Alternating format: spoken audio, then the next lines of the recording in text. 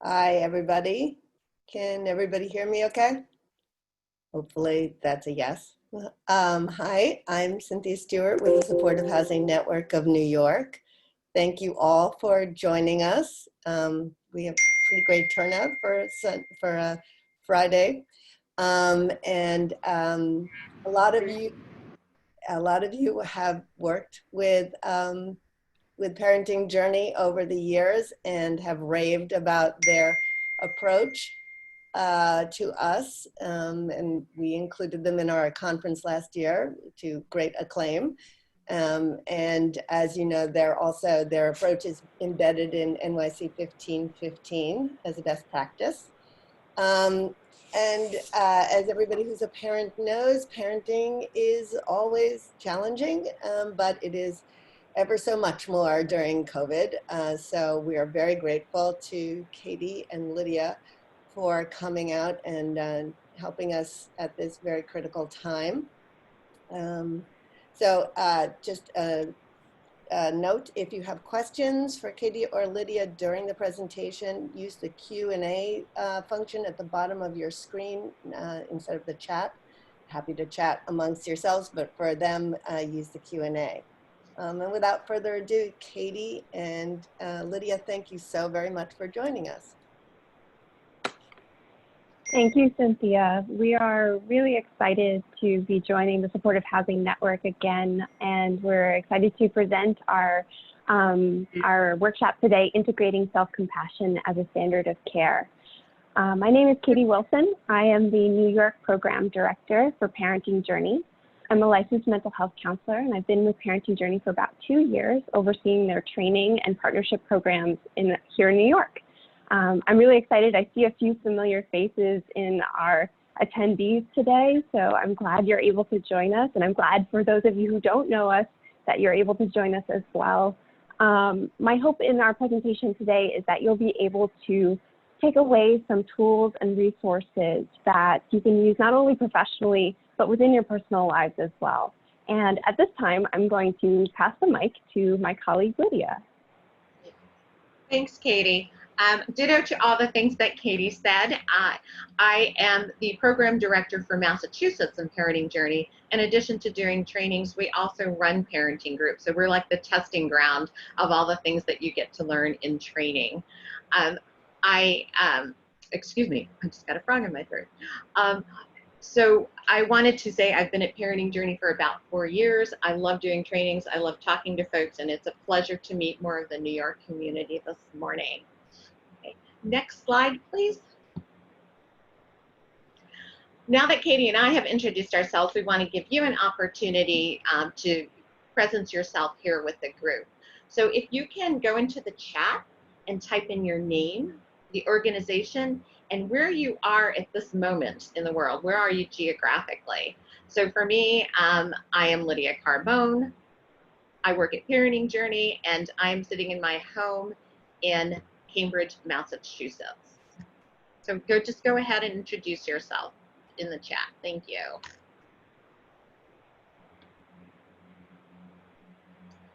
I see some folks from Brooklyn, Schenectady. We have folks from the Jewish Board, Brooklyn. Wonderful to see people from all throughout the greater New York area. We've got the Bronx on board. Good Shepherd Home, more Bronx folks. And I just invite you all to look through and see who you're sharing this moment with this morning.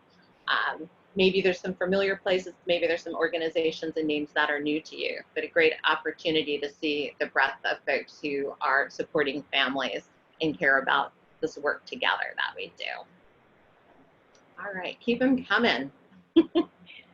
Great, and while people are filling out the chat, we'd also like to launch a poll to get a sense of what your familiarity is with Parenting Journey. So if we could launch the poll. So varying familiarity, so from I have not heard about Parenting Journey before, all the way to I'm a trained Parenting Journey facilitator. Let us know, where you are in that continuum.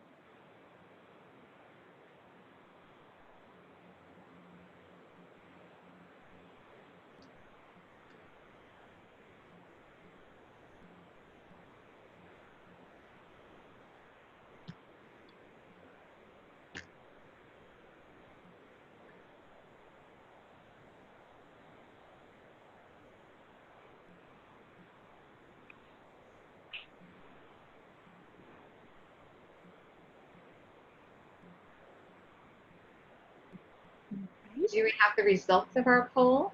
Oh, here we go. Yeah. All right, so most of you have not heard of Parenting Journey before. Okay, great. So hopefully we'll be able to give you a little bit of background about our organization and what we do. And then the remainder of you have varying degrees of familiarity, but we do have at least 3 Parenting Journey facilitators on the call. So, so we also can draw from their expertise at times too. So thank you so much. And we can hop to the next slide. Great. So we want to tell you our layout or our plan for this morning. We've just done the welcome and introductions process, so we're already cruising through our agenda. I'm going to spend a little time giving you some background and overview of Parenting Journey, which hopefully will be helpful to those of you who are new to us. Then we're going to talk about the fact that we're all in the same boat in some regards these days.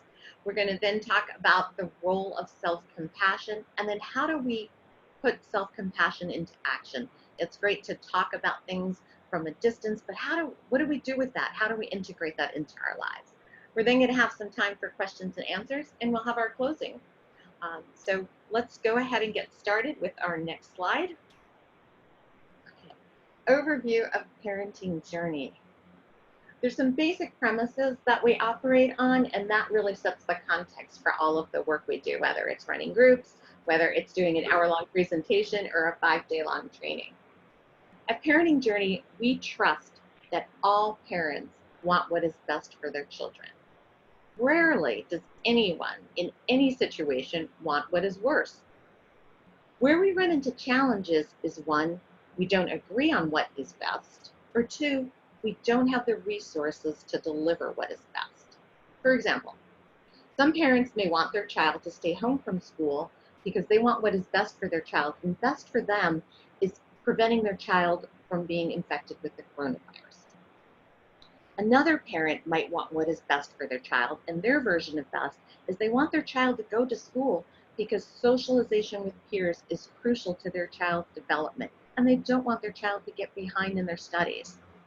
So again, if we approach a parent or anyone by assuming that what they want is best, it changes how we view them. It changes the conversations that we have. So that's a starting point for us. Parenting Journey also acknowledges that there are external factors and obstacles, including systemic injustice like racism, that prevent many parents from realizing the futures they and their families deserve. Strong desire and hard work are not always enough. The environment in which one lives, works, and functions may not be structured in a way that addresses or even allows for all people to thrive. And actually, it may be structured to prevent that. We are looking at the family in the context of their environment. Parenting Journey believes that resilient parents are a catalyst for social change, and that all of us have a role to play in harnessing this power to build strong communities.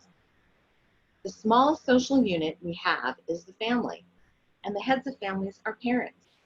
If we as a society support strengthening all parents, we are supporting the strengthening of society. So that's where we're coming from. Next slide, please.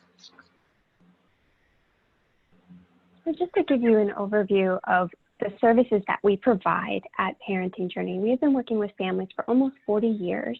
And we also provide trainings for human service professionals to integrate our parent engagement groups within their services.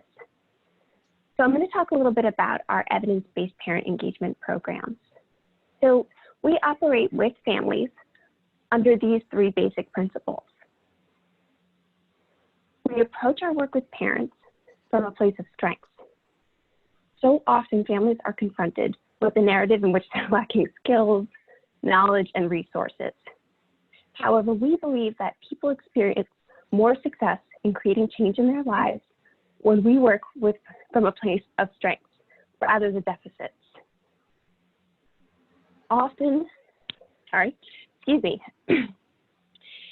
We also believe in emphasizing self-determination and self-care. When people are involved with services, a lot of personal information is required of them. And in the presence of a power dynamic between a provider and a participant, it can often feel like they may not have a choice in what they share. At Parenting Journey, we believe that it is the parents option and choice to choose what information they share with us and when they share it. We also believe in self-care. Now, I know it's probably been a while since any of us have been on a plane, but we really do believe in the adage that you put your own oxygen mask on first before you support other people around you. For parents, it is so important for them to take care of themselves so that they can show up for their families in the way that they want to. The last thing that we do, and which transcends all of our curricula, is that we work from an equity framework. At Parenting Journey, a key component of our service delivery is strategic self-disclosure. In most services, we're taught to keep firm boundaries in which we share little to nothing of ourselves with the people we work with. We believe that in order to develop trust and minimize the power dynamic between the provider and the participant, it's critical to share pieces of ourselves. This doesn't mean we tell our whole life story.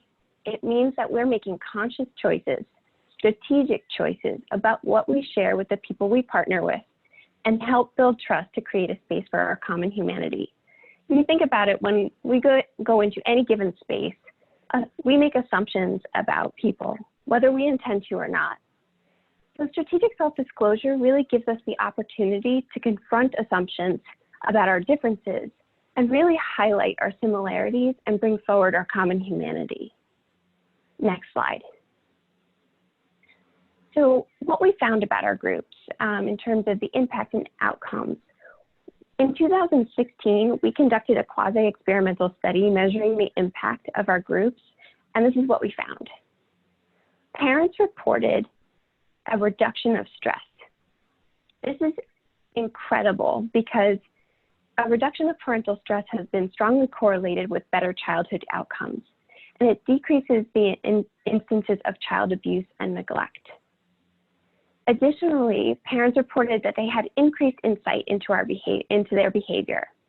The way we approach working with families and with parents is that our groups are not didactic, they're not skills-based, but rather they're experiential, where we focus on how the parent was parented. So our program works with parents to garner insight into their own childhood experiences and make connections to how those experiences translate into their current parenting practices. And lastly, parents reported an increase in social connection that reduces feelings of isolation and stress. As human beings, we're innately social creatures. And that isn't to say that there aren't varying degrees to which we crave or don't crave social connection. And I think that's also changing in the current context, for people in terms of whether they're surrounded by their family all the time right now, or they're living by themselves and they're craving that social contact. However, we find ourselves consistently cut off from others or social support. It heightens the way that we experience stress. So these are our evidence-based outcomes for parents who have gone through our 12-week or 14-week parenting programs. Next slide. So now that we've laid some groundwork about where we're coming from with Parenting Journey and the outcomes that we're used to seeing by the way that we do our work, I want to flip us around a little bit and invite you to think about yourself. How are you really? What used to be a simple question and to which many of us gave an automatic response, I'm fine, how are you? Now is really a challenge for many of us. In fact, at Parenting Journey, we've stopped asking that. We're not allowed to ask each other that during staff meetings anymore. We're in the midst of a pandemic. The country is finally acknowledging centuries of systemic racism on which we were built. We have a presidential election coming up, and there's no consensus for our mechanism for voting. Unemployment has skyrocketed. So the question, how are you? It's complicated. It's a tug of war. For me, if I reply that I am not good, I feel guilt and shame because I do have a job. I have a roof over my head. I have food to eat, and others don't. But if I say I'm doing well, do I appear that oblivious to the world situation and insensitive to the plight of others? So how do I allow myself to feel disappointment or grief when I still have my basic needs met and I'm better off than a lot of folks? So add to that the dramatic change in our ability to experience and express the basic human need of social connection. As Katie said, some people are really isolated. They're living by themselves, they're staying inside. Others of us are staying inside with the same people 24/7. Neither of those really supports how we're wired as human beings. As mammals, we're wired for social connection and physical connection. Our nature demands that to move beyond just surviving and into thriving, we need connection with other humans. And here we are with this imperative to maintain social distancing. So what we all share in common are feelings of stress, feeling overwhelmed, feeling either socially isolated or smothered or both at the same time. So how do we navigate through that? And how, as human service providers, do we then support other people? We're supposed to be the rocks, right? How do we be the rock when we're not solid right now? Next slide. So early on in the pandemic, there was some stir around comments, especially made by celebrities, that we're all in the same boat. And the pushback was, well, my boat's not a yacht. And I'd like to take a moment to reframe the statement. So we're all in the same storm, but we're in different boats. So to paint the picture, the sea is a bit choppy, the wind is blowing, the rain is pouring down, but our boats vary, which impacts the degree of the intensity of our experiences. So if we're in this big battleship that we see in the background, we may not experience the same degree of the intensity of the dinghy that's in the foreground. And so really what we're looking at is we may have the same context, but how we experience that context is very different. How the families that we partner with experience the changes that are going on over the last 5 months. And so just creating awareness around that. So as we think about our experience through this lens, I invite you to consider, how has this shown up in our work? What are you hearing from families about their needs? What are we, not only as providers, but as people going through? And so I'd like to actually launch another poll in which you identify which of your roles, which of yourselves have been impacted over the last 5 months. Your role as a parent, role as a parent and spouse, your role as a child, because we are still children, your role as a sibling, friend, employee, supervisor, community member, your role as an individual, and check all that apply.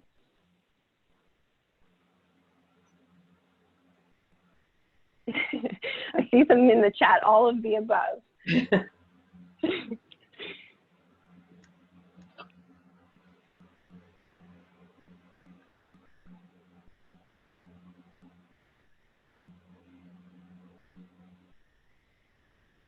And I do see some others as what, like some other identities. And if there are other identities, you can write them in the chat that you feel like have been impacted. And just, because I think we hold different identities and value different identities.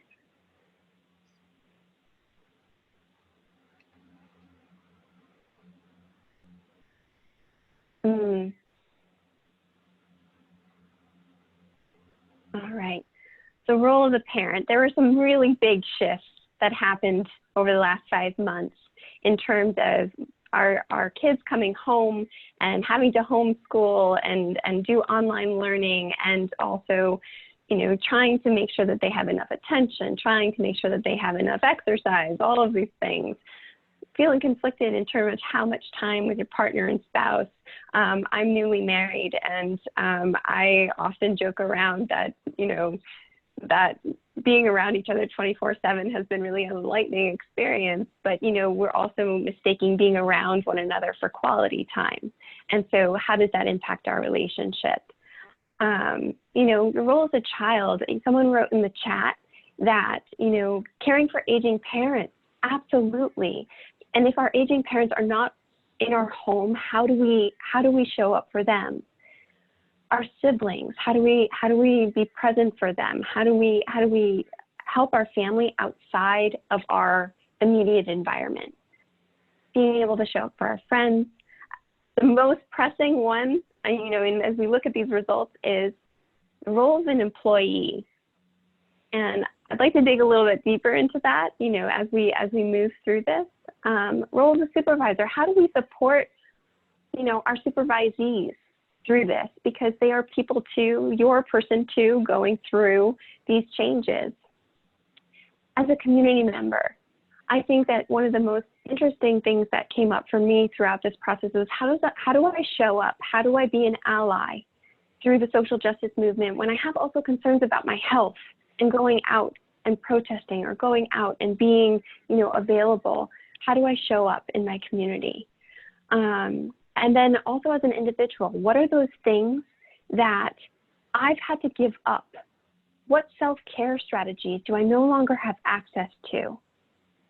And how do I have the energy to develop new coping strategies in this?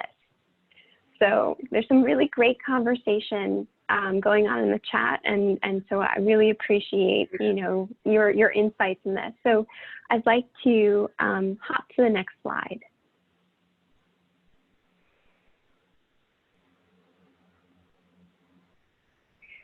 So often what we're hearing when we think about all of these selves, all of these identities and roles that we carry, is that the message that I hear often, and also that I say often, is I feel I'm being torn and I'm not doing any of these things well. And I go through a series of should statements. I should be working harder at work. I should be grateful. Lydia addressed this earlier. I should be grateful. I have a job. I have privilege. I have my health. My basic needs are being met. I should be spending more time with my children. I should be spending more time with my partner. I should be doing more to make sure my kids are getting the education they need, the exercise they need, the attention they need. I should be there for my family, but I'm exhausted and need a break. I should be active in the movement. I should be going out more, but I'm not ready. My friends, it is time for us to stop shoulding all over ourselves. That's a clinical term. These types of thoughts tend to show up because our expectations of ourselves have not changed, but the context and the variables in our lives have.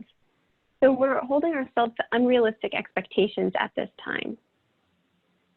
So this creates a breeding ground for self-criticism.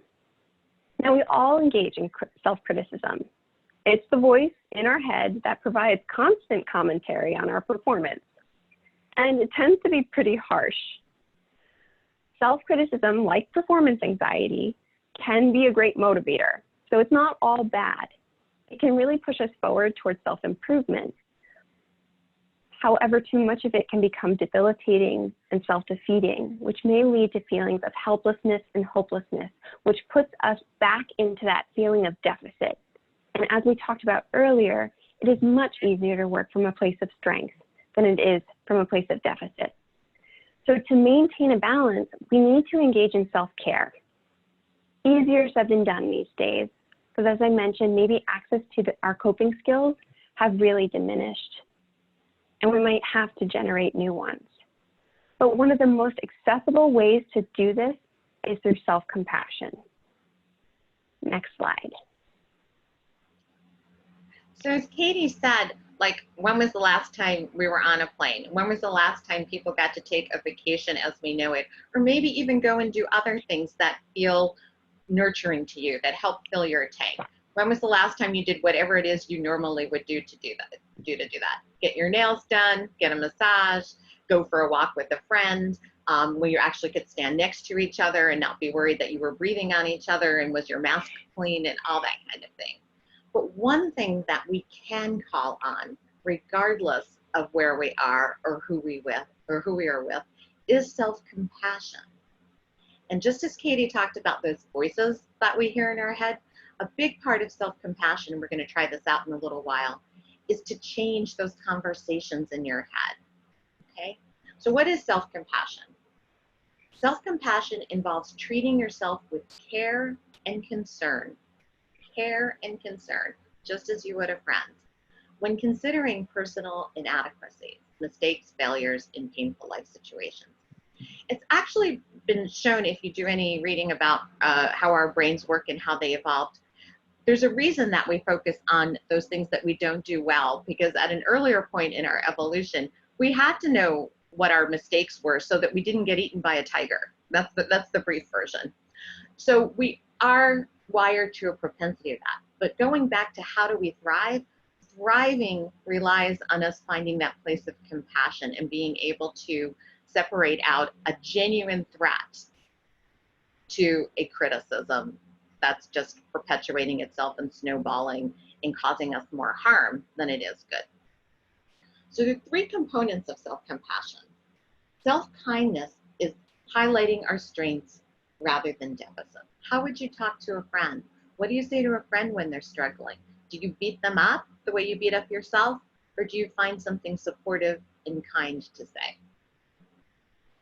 Common humanity. I think you all did a beautiful job of showing that your comments in the chat feature when we were talking about the responses to the polls. Those are things that bring us together. As I was reading those responses, I was like, I felt a weight get lifted off my shoulders. I felt my body relax, not because of the challenges that you're all facing, but because I could relate to them. It's that relatability that really gets us to the place of self-compassion.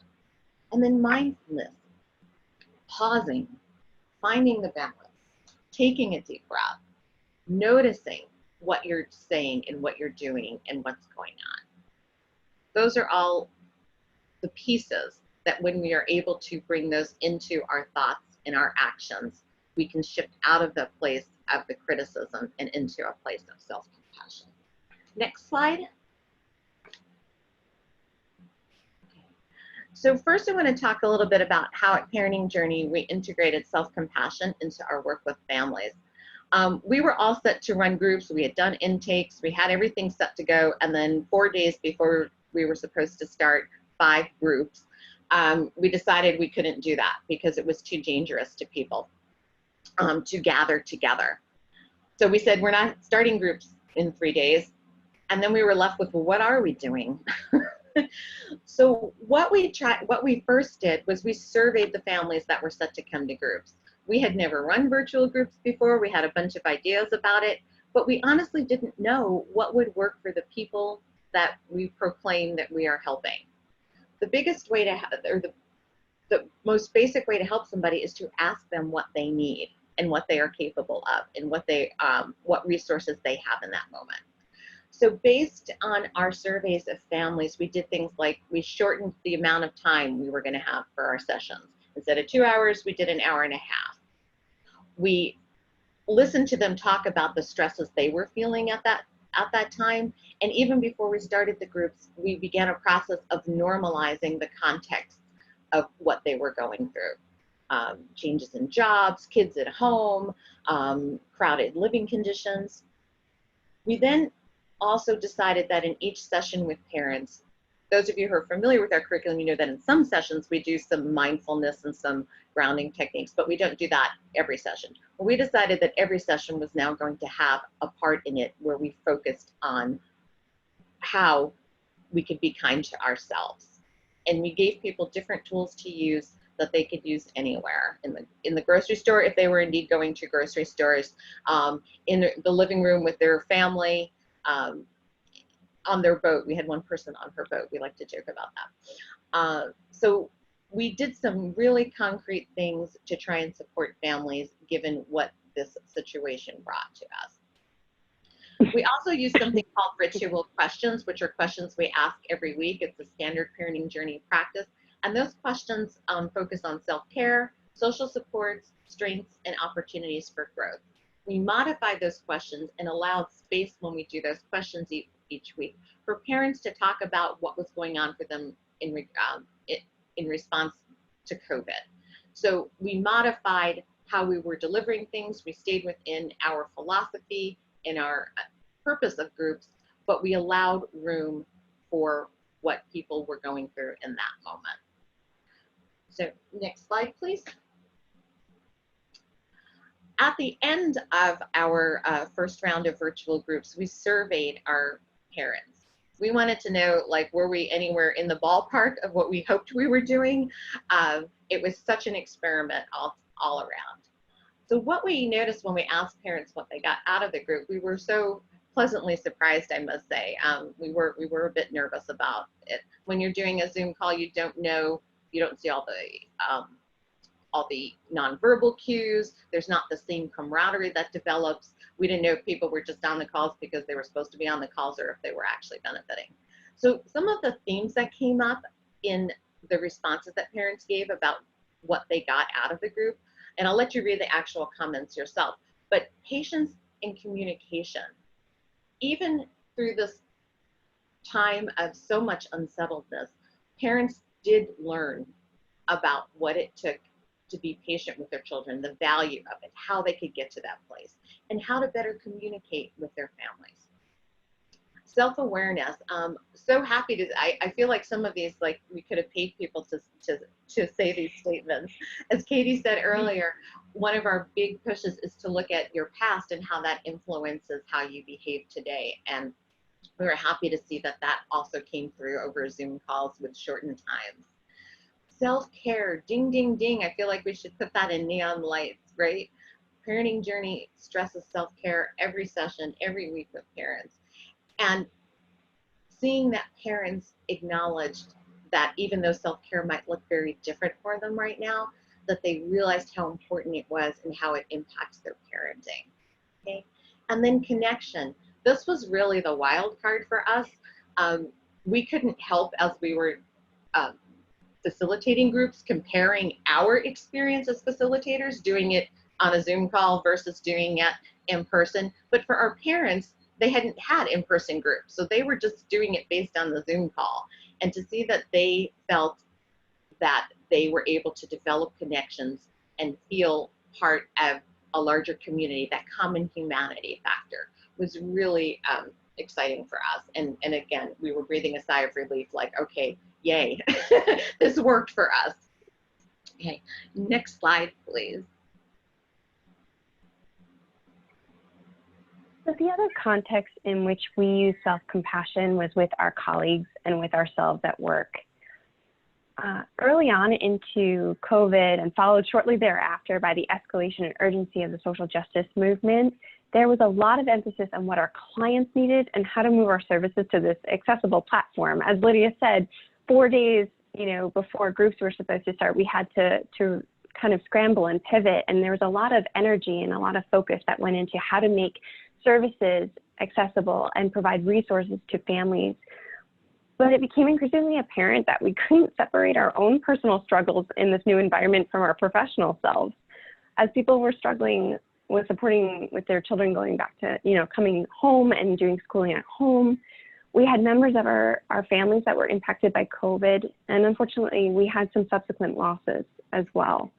We were trying to figure out how to support and keep our families who are living outside of our homes and living inside of our homes safe. We were trying to develop strategies to manage our own anxiety and disappointment. There was a lot of disappointment, a lot of grief that came out of this transition. We had to let go of a lot of things. And of course, there was, a scramble to find basic needs, the great toilet paper run of, 2020, and then diapers and then things that our common needs there was a scarcity of them. And so that creates a lot of anxiety and a lot of uncertainty. And we, as people, were going through that while still trying to be in a helping profession. We were all going through something, none of us exempt. And as a team, as Lydia said before, we don't ask, how are you anymore? Not because we're not interested, but because we already have an understanding that things are tough. And the question is, how can I show up for you? What do you need? How can I be supportive? We've transitioned in that way. We make space to check in. We take things off one another's plates, and we push back deadlines to accommodate self-care. Just as a personal note, again, demonstrating in the PJ fashion, strategic self-disclosure, on multiple occasions, Lydia, as my colleague, has prompted me to exercise self-compassion and give myself permission to take care of myself, especially when I was having a hard time giving myself that permission. And sometimes that's all I needed, because I was, and still do, hold myself to those expectations that don't take into account the changing variables. We have moved to the assumption that everyone is struggling with something right now. So when things aren't turned in on time, when the quality might be different than what it typically is, rather than assuming the worst or creating a negative narrative, we go to the place of, I wonder what's going on for them right now. And that changes the context completely. And it creates a safety within our team that allows us to bring our humanness to work. And also so that we are in a better place to show up for the families we partner with. So I think in that creating that narrative to reflect our common humanity has really been a beneficial change for our organization. So next slide. I just want to build a little bit on what Katie said before we do self-compassion in action. We have evolved, as I said, initially it was, if you tell us about something that's going on for you, then we'll know. Otherwise, we're going to assume that you're okay. We don't assume that anybody is okay. And we have actually evolved to the point where it's okay to say, whether in a staff meeting or to a colleague, I just can't today. And it's not because I have particularly had something go wrong. Some of those horrible things that some people have shared in chat, like a particular death or a situation with a loved one being in a compromised position. We just acknowledge that our brains are not functioning at the level they are. And I am really pleased that we do that now for each other. Just say, you know what, I know we're supposed to do this today and I can't focus today. And we say, okay, when do you want to do it? And it's really lovely to be in that energy where it's safe and okay and supported to say, I just can't right now.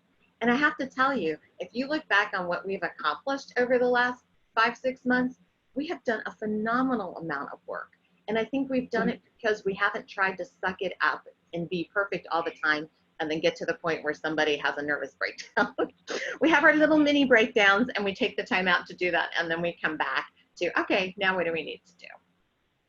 So all that said, I would like to invite you to try on something. Some folks here probably have meditated before. Some of you, this might be a new experience. So I invite you to try it out if you haven't done it before and to just see what shows up for you. So the first step here is I invite everybody to just take a really nice, big, deep breath in through your mouth, fill up your belly and your chest and let the oxygen come all the way up to your collarbone, and then just let it out. And as you let it out, allow your body to relax. And just do that a couple more times. And if you're in a place where it's okay to make noise as you exhale, I invite you to sigh it out. So it sounds something like this. Ah. And as you exhale, you might want to shake your body a little bit.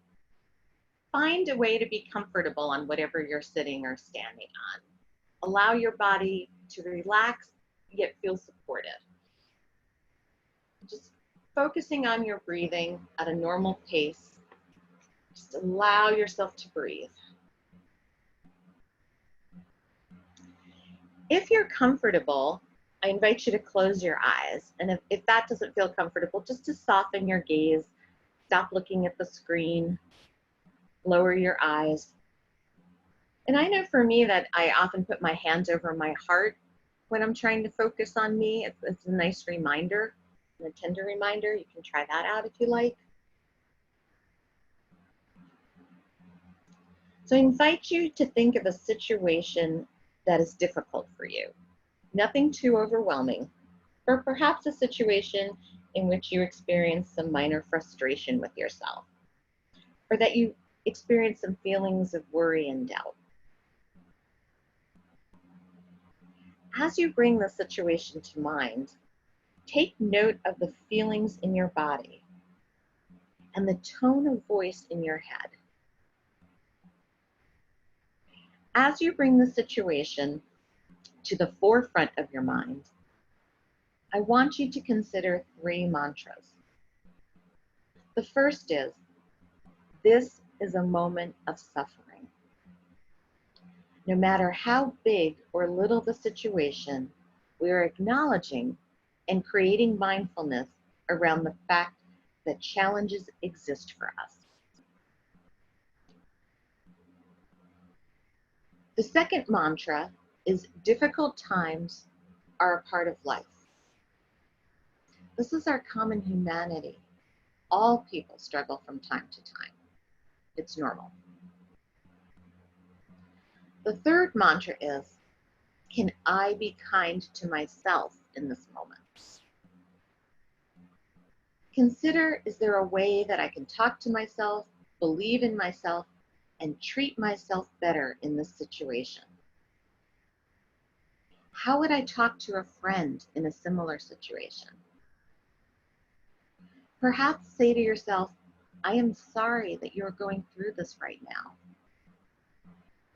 Address yourself by your first name and say, this will pass. I am going to get through this. Lydia, this will pass. I'm going to get through this. During difficult times, when you find your mind is racing, take a moment to slow down and check in with how you are talking to yourself. Make it a practice to exercise self-love. As Buddha said, you can search throughout the entire universe for someone who is more deserving of your love and affection than you are yourself. And that person is not to be found anywhere. That person is not to be found anywhere. You yourself, as much as anybody in the entire universe, deserve your love and affection. You, yourself, as much as anybody in the entire universe, deserve your love and affection.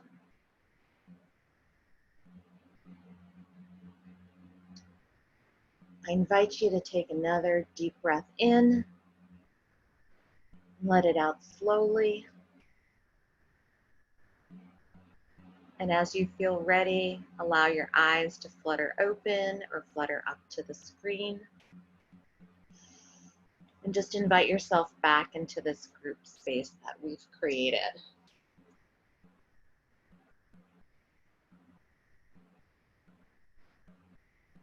And next slide.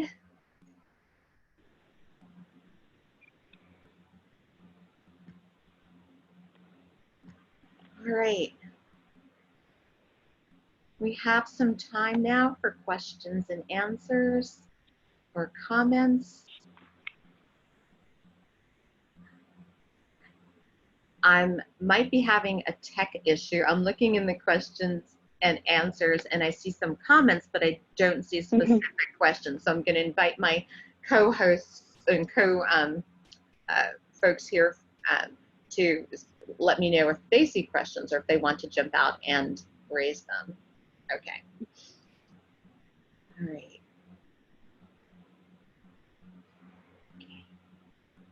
So I too see comments right now in the Q&A. So I feel, invite you all to type in any questions that you might have in the Q&A.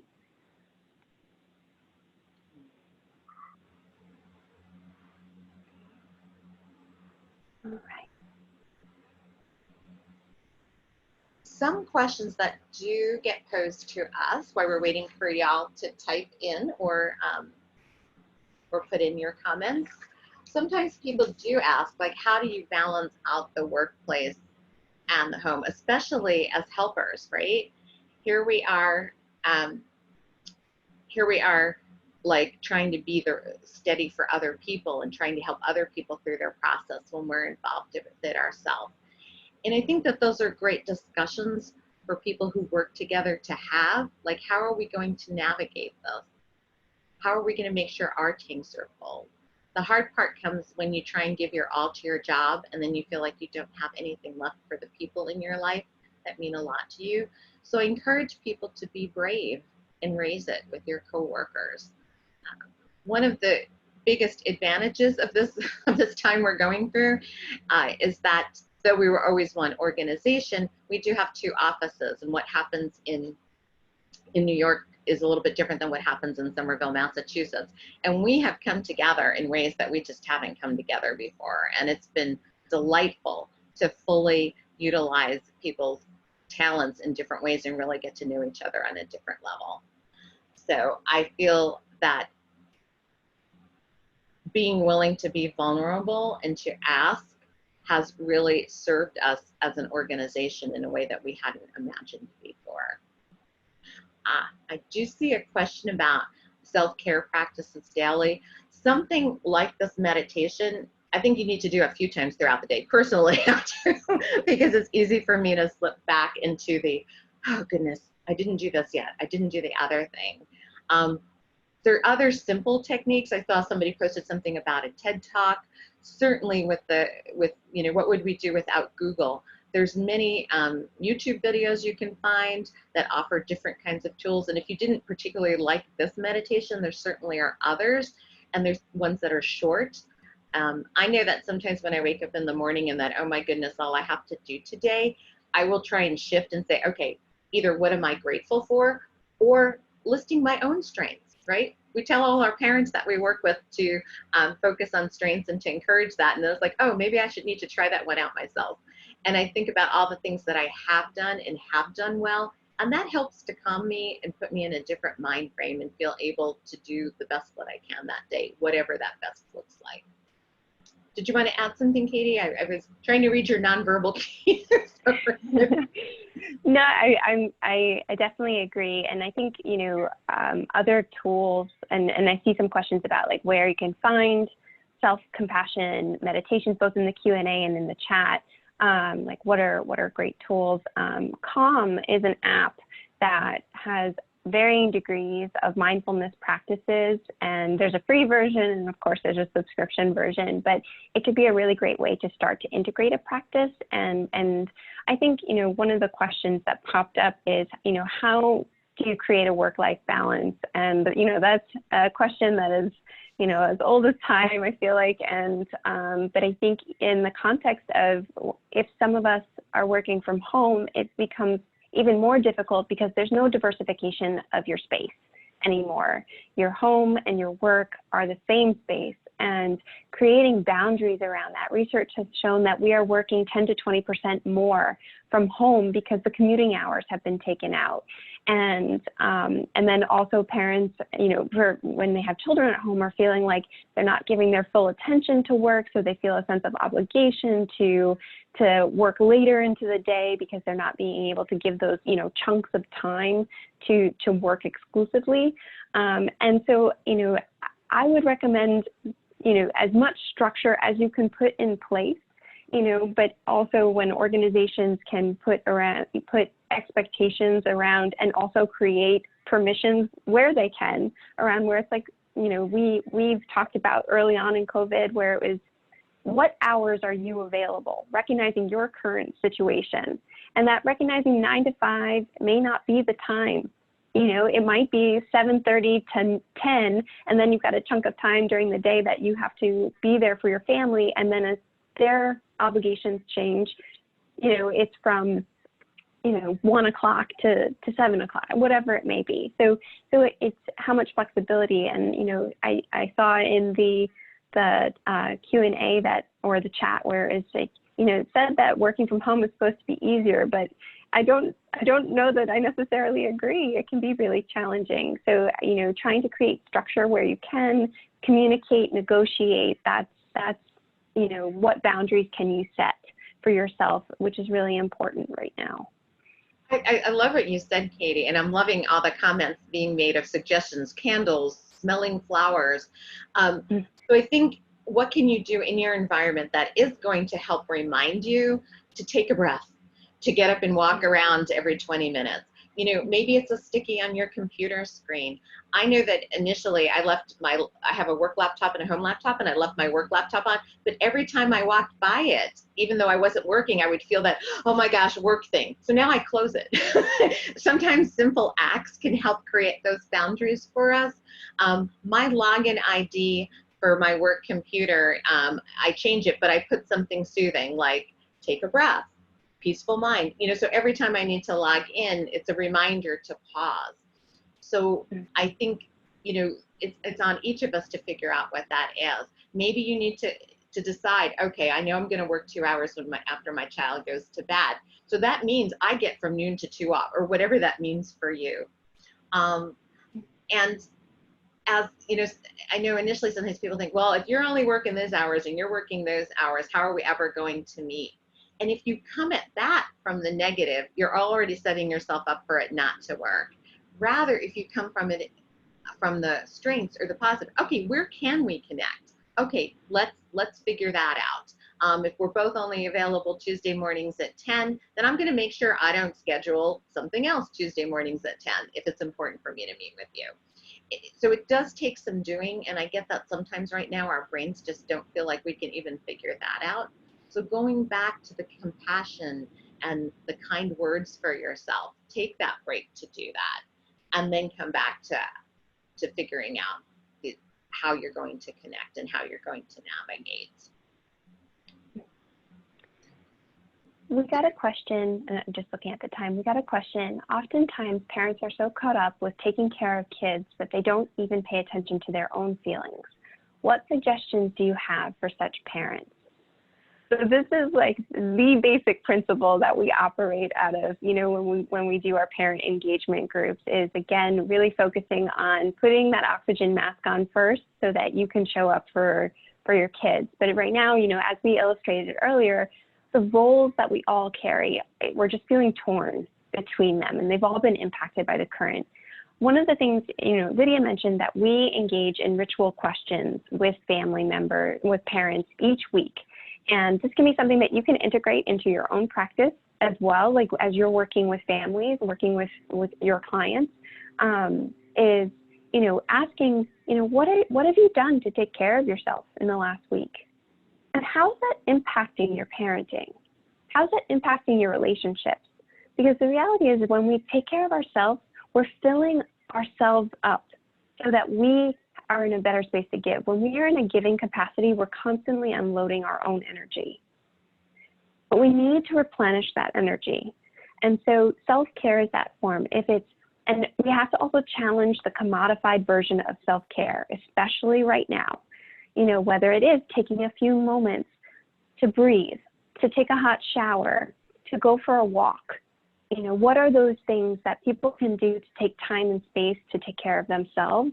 Because if you can draw the connection between self-care and the impact it has on relationships, you can show that there's an improved quality of those relationships by taking care of yourself. And I think there's a lot of negativity around self-care, that it's selfish.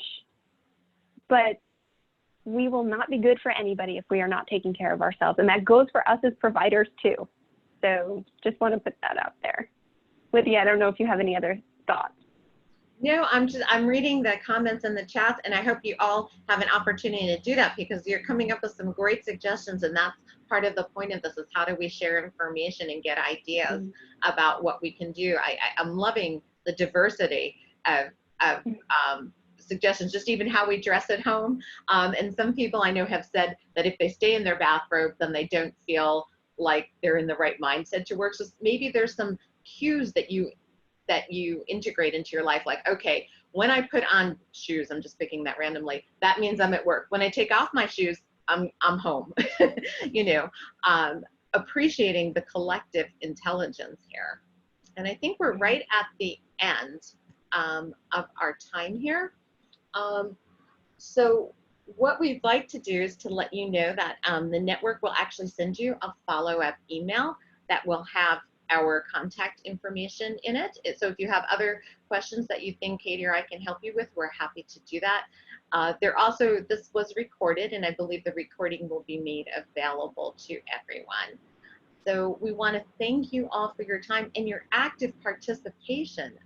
Wow, what a great group on a Friday morning in the summer during COVID and social unrest. You all showed up. So let's end this all with us each giving ourselves a literal and figurative pat on the back for a job well done, for doing your best in this moment. Thank you.